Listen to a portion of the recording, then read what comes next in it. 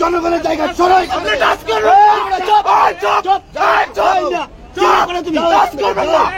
যাও এখান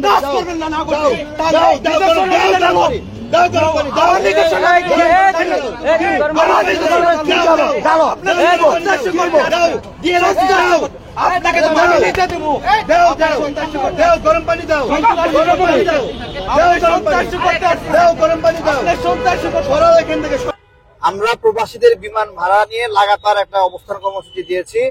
তার অংশ হিসেবে গতকালকে যেখানে বসেছিলাম আজকে ওখানে এসে বসছি, বসার চেষ্টা করতেছি। এসে দেখি ওইখানে চেয়ারে শিকল বান্ধা, টেবিল, তারপরে একটা চায়ের দোকান, সেটাতে শিকল বান্ধা, দোকানে কেউ নাই। এভাবে আশেপাশে আরো দুটা দোকান এইরকম করে ওই জায়গাটা দখল করে রাখছে, যেন আমরা এখানে বসতে না পারি। আমরা বললাম যে আমরা এখানে বসবো, তোমরা এটা কেন এইভাবে দখল করে রাখছো? তো ওরা মানে আমরা একটু সরাইতে যখন ঠেলা দিছি তখনই আমাদের সাথে ধস্তাধস্তি শুরু হয়ে গেছে যে আমরা হলো ওদের কাছে চাঁদা চাইছি। তারপরে একজন তো গরম পানি দিতে লাগলো, কেটলি গরম পানি ঢালে দিতে লাগছে।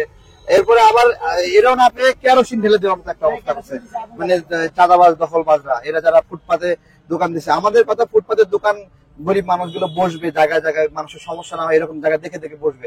কিন্তু প্রেস ক্লাবটা এখানে অনেক ভুক্তভোগী মানুষ, যাদের স্বামী মারা গেছে, খুন হয়েছে, সন্তান খুন হয়েছে, মা খুন হয়েছে, জমি দখল হয়েছে, বিচার পাচ্ছে না, ধর্ষিত, এরা এসে এখানে একটা ব্যানার লাগায় বৈশাখ চুপ করে সরকারের কাছে বিচার চাই, গন্ধ সংস্থার রিপোর্ট নিয়ে এগুলো দেখে ব্যবস্থা নাই।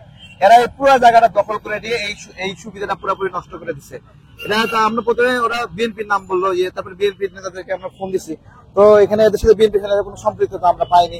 জামাতের কথা বলতে জামাতের সাথে যোগাযোগ করছি, নাগরিক কমিটির একজন ছবি দেখাচ্ছে, ওর সাথে মিটিং করছে, ওরা নাকি অনুমতি দিচ্ছে, ওদের সাথে কথা বললাম। তো পরে বুঝতে পারলাম যে এখানে প্রেস ক্লাবের আশেপাশে যেই আপনার হলো এই ফুটপাতের দোকান যারা আছে, এরা মিলে একটা সংগঠন বানাইছে। এরাই আলাদাভাবে এখানে চাঁদাবাজি করে, আলাদাভাবে দখলদারিত্ব করে, ওইরা এখানে প্রেস ক্লাবের পুরো এলাকাটা দখল করছে। আমার কথা কিন্তু যেখানে নাগরিকরা দাঁড়ায় ব্যানার নিয়ে একটু কথা বলে, ওই জায়গাটা দখল করা, তো এটা তো মানে নাগরিক অধিকারের পরিপন্থী। আমরা বিএনপি কমিশনার, রমনা ডিসি সহ সবাইকে জানাইছি, সেনাবাহিনীকে জানাইছি। দুঃখের বিষয়, কেউ আমাদেরকে এই বিষয়ে রেসপন্স করেনি, হেল্প করেনি। বরং এসবি পক্ষ থেকে বলছে এটা আমাদের বলে এটা আপনাদেরই লোক। আমি বলি কি রে বাবা, এটা আমাদেরই লোক, আমরাই জানি না। ঠিক আছে, তারপরে যারা আছে দেখি এরা প্রত্যেকে আওয়ামী লীগের সময় এখানে দোকানদারি করছে, করছে, মানে ফুটপাতে এগুলো দখল করে রাখছে, এরাই আবার এখানে করে রাখছে। ঠিক আছে, এখন এরা সংঘবদ্ধ যায় আমাদের উপর হামলা করছে, গায়ে কেরাসিন ঢেলে দিচ্ছে, এরকম একটা পেরেশানির মতো অবস্থা। পুলিশ ভাইরা আমাদেরকে এখানে ঠেলে নিয়ে আসছে, আমরা এখান থেকে সরতাম না, আমরা সরবো না। আমরা কোনো সংঘবদ্ধ বড় টিম না, কিন্তু আমাদের জায়গা থেকে আমরা আম জনতার দলের পক্ষ থেকে আমরা প্রবাসীদের জন্য যে প্রোগ্রামটা করতেছিলাম, আমি জানি না এটা সরকার থাকে ওদেরকে কোনো একটা কনফিডেন্স দিচ্ছে, তোমরা তুলে দাও এদেরকে, এরকম হইতে পারে। কারণ এটা সরকারের জন্য বিব্রতকর যে প্রবাসীদের বিমান ভাড়া নিয়ে, অথবা বিমান এয়ারলাইন্স যারা সংগঠন আছে, যারা বিমান এয়ারলাইন্স কেনা বেচা করে, ওরাও এই হামলাটা করাইতে পারে। বেসিক্যালি প্রবাসীদের বিমান ভাড়াটা অনেক বৃদ্ধি পাইছে, প্রবাসীরা দেশে আসতে পারতেছে না। 50,000 টাকা বিমান ভাড়া 1,90,000, 2 লাখ টাকা হয়ে গেছে। একটা মনের কাছে যে এত বেশি হওয়া উচিত, আমাদের কিছু করা উচিত, ওই জায়গা থেকে আমরা অবস্থান করছিলাম। প্রশাসন কি করবে? প্রশাসন কিছু করবে না, আমি বিশ্বাস করি না। সবার কাছে বলা আছে, একবারে আপ টু বটম সবার কাছে করা আছে, সবার কাছে বলা আছে। যত উপরে নেতা আছে, উপদেষ্টা আছে, এগুলো তাদের কোনো বিষয় না, তারা শোনে না। ওই দোকানদারদের পিছনে কি আওয়ামী লীগের কোন হাত আছে কিনা? অবশ্যই, এরা তো আগে আওয়ামী লীগের ছিল, ওরা এখন ভোল পাল্টায় বিভিন্ন দলের, যখন যে মিছিল নিয়ে আসে সেই মিছিলের পিছনে স্লোগান দেয়, 500 টাকা নিয়ে চলে যায়। এরা তো ওই গ্রুপটাই।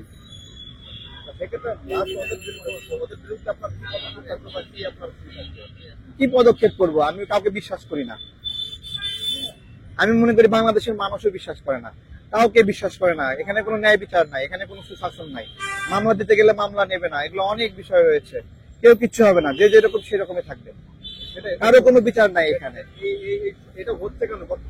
হচ্ছে শৃঙ্খলা নাই, নিয়ন্ত্রণ নাই, শক্তি নাই, জনসমর্থন নাই, তাই এরকম হচ্ছে।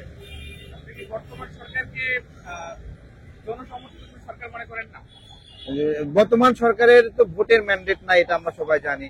তাদের রাজনৈতিক মাসেল পাওয়ার না থাকাতে তারাও দুর্বল, সবকিছু নিয়ন্ত্রণ করতে পারছে না।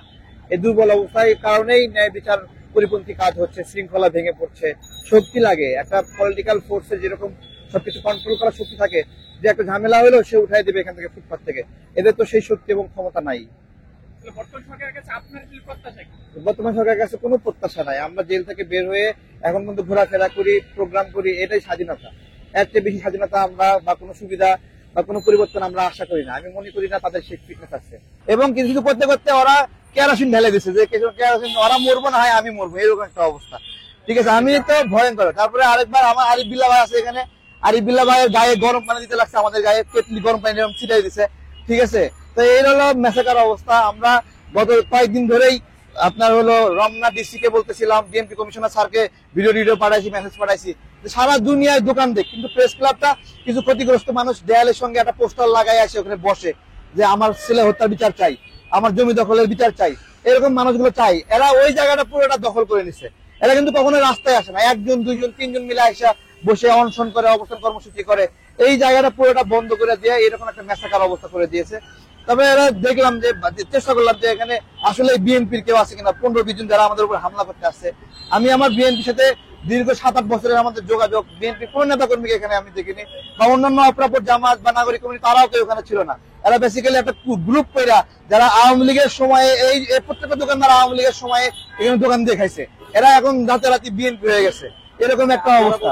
আপনারা এটাকে তাদেরকে উচ্ছেদ করার জন্য গিয়েছিলেন, তারা না, আমরা উচ্ছেদ বলতে গতকালকে ওদেরকে সরাই দিছিলাম আমরা, যে এখানে প্রোগ্রাম হয়, আপনারা এখানে বাদে অন্য সব জায়গায় বসেন, এই প্রোগ্রামের জায়গাটাতে বসেন না, মানুষ ভুক্তভোগী মানুষের কান্না করার জায়গা এটা।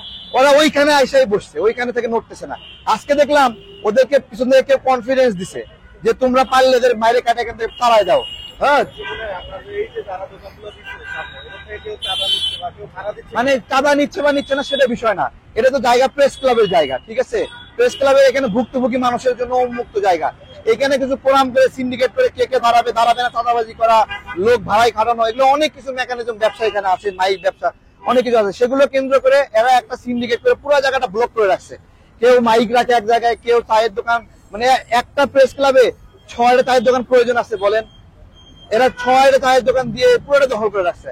আমরা ডিজিএফআই কে বলছি, আমরা সেনাবাহিনীকে বলছি, আমরা ডিএমপি কমিশনারকে সরাসরি আমি বলছি, বললে এগুলো কোনো কাজ হচ্ছে না। কেউ কোনো, আজকে এসবির একজন আমি ফোন দিছি, বলতেছে ঘটনা কি, যেহেতু গোয়েন্দা সংস্থার লোক জানে, ভাই এগুলো উনি আবার দিচ্ছে যে বিএনপির দোষ দিচ্ছে এসবির লোক। ঠিক আছে, তো এই এসবির যে লোকটা বিএনপির দোষ দিচ্ছে, বেসিক্যালি সে আওয়ামী লীগের সময়ে আমাদেরকে প্রচুর ডিস্টার্ব করছে। তখন বুঝতে পারলাম এই লোকটা রাজনৈতিক দলগুলোকে ডিফেমিং করার জন্য এখানে নিয়োগ প্রাপ্ত হয়েছে।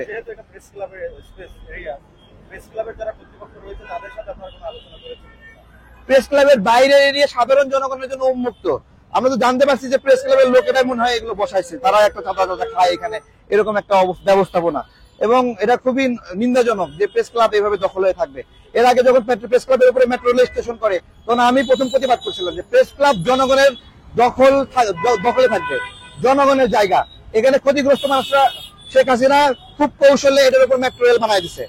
এই মেট্রো রেল বানাই দিছে যাতে করে এখানে বড় কোনো প্রোগ্রাম না হয়, কোনো প্রতিবাদী মানুষ যেন না দাঁড়ায়। তারা এখানে মেট্রো রেলের স্টেশন বানাই দিচ্ছে। ওটা কিন্তু 100 গজ পরে করতে পারতো, 100 গজ আগে করতে পারতো। ঠিক প্রেস ক্লাবের দেখবেন গেটের উপরে মেট্রো রেলের স্টেশন। এটা তো একটা অদ্ভুত অবস্থা।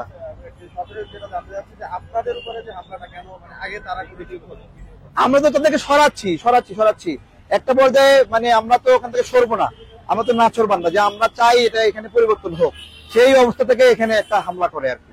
এখানে তো জানি যে আমরা পুলিশের একটা ইউনিট অলরেডি সবসময় থাকে। পুলিশ কি করবে? পুলিশ হলো বোকা পুলিশ। ঠিক আছে, যারা কোনো পদক্ষেপ নেয় নাই, তারা আমাদেরকে ওখান থেকে এদিকটা নিয়ে চলে আসছে, এটাই ওদের কাজ। ঠিক আছে, আমরা ওখানে থাকতাম, বসতাম, আমাদের মারলে মারতাম। আমার গায়ে কেরোসিন ঢেলে দিছে, গরম পানির কেটলি ঢেলে দেওয়ার চেষ্টা করছে। এর দখলবাজের শক্তি অনেক বেশি। এরা কোনো রাজনৈতিক দলের না, রাজনৈতিক দলগুলো নিন্দা করতেছে। এরা গ্রুপ করে এগুলো সিন্ডিকেট করে এগুলো করে। ঠিক আছে, এগুলো রাজনৈতিক দলের না, এরা কোনো দলের না। আমি বলবো বিএনপি, জামাত, নাগরিক কমিটি, গণ অধিকার সবাইকে বলবো, আপনারা দলগতভাবে ঐক্যবদ্ধ ভাবে এদেরকে ইয়ে করেন, এরা আপনাদের ক্ষতি করতেছে। তারেক ভাই, ওরা তো এখনো ওইখান থেকে অবস্থানই করতেছে, আপনাদের পরবর্তী পদক্ষেপ কি থাকবে বিরুদ্ধে আর কি? পুলিশের সবাই ছিল, এখন পুলিশ কিছু না করলে আমরা কি করবো বলেন? এগুলো আবার যাবেন কিনা আপনাদের দলের থেকে? এটা তো সংঘবদ্ধ হওয়ার বিষয় না, আমরা তো সংঘবদ্ধ শক্তি না। আমরা এককভাবে নিজেদের জায়গা থেকে অন্যায় দেখলে সেটা আমরা প্রতিরোধ করি, সেটা আমরা তুলে দেই, এটা আমাদের কাজ। এর বাইরে যাই লাঠিয়াল বাহিনী ডেভেলপ করতে হবে, আমাদের এই ধরনের ইন্টেনশন নাই। আমরা আমাদের ওই ধরনের ফিটনেসও নাই।